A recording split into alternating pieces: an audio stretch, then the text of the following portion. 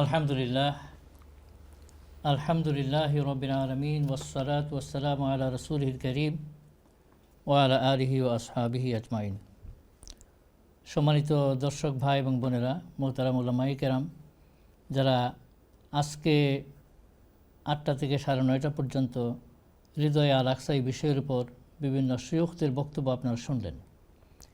আজকের এই আলোচনার ডিসকাশনের মূল উদ্দেশ্য হচ্ছে যে ফিলিস্তিন, আরদুল মুকাদ্দাসা, বাইতুল মাকদিস, নবীদের পুণ্যভূমি, যেখানে হাজার হাজার নবী আগমন করেছেন, তারা এখনও সেখানে শায়িত আছেন। যে পুণ্যভূমিতে আমাদের প্রিয় নবী জনাবে মুহাম্মদুর রাসূলুল্লাহ সাল্লাল্লাহু আলাইহি সাল্লাম মেরাজে পদার্পণ করেছেন, সেখান থেকে তিনি মেরাজে গিয়েছেন। এই স্মৃতি বিজড়িত আমাদের মুসলমানদের প্রথম কিবলা বাইতুল মুকাদ্দাস আজকে যে অবস্থায় নিপতিত হয়েছে, তার ইতিহাস যেন আমরা ভুলে না যাই। স্মৃতি অনেক সময় মানুষের খুবই সংকীর্ণ। যখন পরিস্থিতি সামনে আসে তখন আমরা এগুলো সম্পর্কে গুরুত্ব দেই, যখন পরিস্থিতি একটু বাসি হয়ে যায় তখন সেটা আমরা ভুলে আবার দুনিয়ার অন্য কাজ নিয়ে আমার মগ্ন হয়ে যায়। কিন্তু ফিলিস্তিন আরদুল মুকাদ্দাসা এটা এমন এক ভূমি, যে ভূমি ইতিহাস কখনো ভোলার নয়, যার সম্পর্কে মুসলিম উম্মাহ কখনো গাফিল হতে পারে না। যে জায়গায় মুহাম্মদুর রাসূলুল্লাহ পদার্পণ করেছেন, যে জায়গায় হযরত ওমর ইবনুল খাত্তাব রাদিয়াল্লাহু তাআলা আনহু তিনি সেটা বিজয় করেছেন, বিজয় করে মুসলমানদের ইত গৌরব আবার পুনরুদ্ধার করেছেন, সেই ভূমিকে আমরা কখনো ভুলে যেতে পারি না। আজকে ফিলিস্তিনে, আজকে আল আকসায়, আজকে গাজায় এবং ওয়েস্ট ব্যাংক, টোটাল ফিলিস্তিনে যে মেসাকার চলছে, এটা কিসের জন্যে? এটা হচ্ছে আধিপত্যের লড়াই, এটা হচ্ছে প্রাধান্য বিস্তারের লড়াই, এটা হচ্ছে দুর্বলের পর শক্তিমানের প্রভাব বিস্তারের লড়াই। তো সেই লড়াই সৃষ্টির আদিকাল থেকে আমরা দেখে আসছি। জাতিসংঘ পর্যন্ত তারা চেষ্টা করেছিল যে অ্যাটলিস্ট যুদ্ধ বন্ধ হোক। এই পর্যন্ত যত মানুষ মারা গিয়েছে, নারী শিশু যুদ্ধেরও কিন্তু একটা নীতি আছে।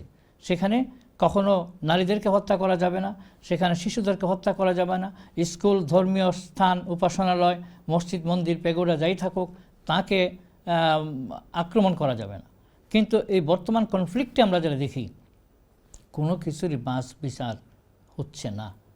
এবং এই পর্যন্ত প্রায় 20,000-এর অধিক ফিলিস্তিনি সেখানে মারা গিয়েছেন, কিন্তু এখন পর্যন্ত যুদ্ধ বন্ধের কোনো লক্ষণ আমরা দেখতে পাই না। আমরা আশা করি আজকের এই আলোচনার মূল উদ্দেশ্য হচ্ছে যে মানুষের মধ্যে ফিলিস্তিনে যাতে শান্তি ফিরে আসে, যুদ্ধ যেন অচিরে বন্ধ হয়, প্রত্যেকে যেন যার যার অধিকার ফিরে পায়, এবং ফিলিস্তিনের নির্যাতিত নিপীড়িত যে সমস্ত মানুষ আছেন, আজকে তাদেরকে চতুর্দিক থেকে ঘেরাও করে নিরস্ত্র অবস্থায় বাড়িঘরকে ভেঙে দিয়ে তাদেরকে খোলা মাঠের দিকে ঠেলে দিয়ে এবং পানি, বিদ্যুৎ এবং সমস্ত খাদ্য সামগ্রী চালান সরবরাহ বন্ধ করে দিয়ে তাদেরকে যেভাবে বম্পিং করে হত্যা করা হচ্ছে, এটা বন্ধ হোক, এটা আমরা অচিরে চাই। আজকের এই আলোচনার উদ্দেশ্য হচ্ছে যে এই ফিলিস্তিন, এই আল আকসা এর ইতিহাস এবং তার গুরুত্ব, এবং সেখানকার মজলুম মানুষকে যেন আমরা ভুলে না যাই, তাদেরকে যেন আমরা স্মরণ রাখি। আমরা যার যা সামর্থ্য আছে, আমরা সেই সামর্থ্য নিয়ে আল্লাহ রাব্বুল আলামিনের কাছে আমরা হাজির হই। আল্লাহ রাব্বুল আলামিন যেন, আল্লাহ বলেছেন যে তিনি মজলুমকে সাহায্য করেন, ধৈর্যশীলদের সাথে আছেন, তাওয়াক্কুল যারা করেন তাদেরকে আল্লাহ বিজয় দান করেন। আমরা ফিলিস্তিনের এই মজলুম মানুষের জন্য আমরা দোয়া করব, আল্লাহ যেন তাদেরকে সবর দান করেন, তাওয়াক্কুল দান করেন, এবং সেখানে যেন মানুষের জীবনে স্বস্তি এবং শান্তি ফিরিয়ে নিয়ে আসেন। জাযাকুমুল্লাহু তাআলা। আসসালামু আলাইকুম ওয়া রাহমাতুল্লাহ।